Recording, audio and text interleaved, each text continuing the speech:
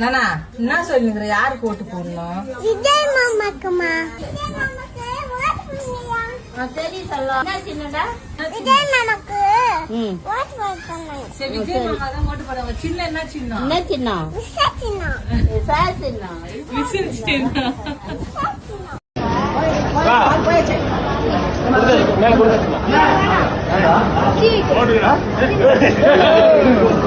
You are TDK, I am DMK. நம்ம ரெண்டு பேரும் சின்ன ஆர்குமெண்ட் பண்ணிருக்கோம்.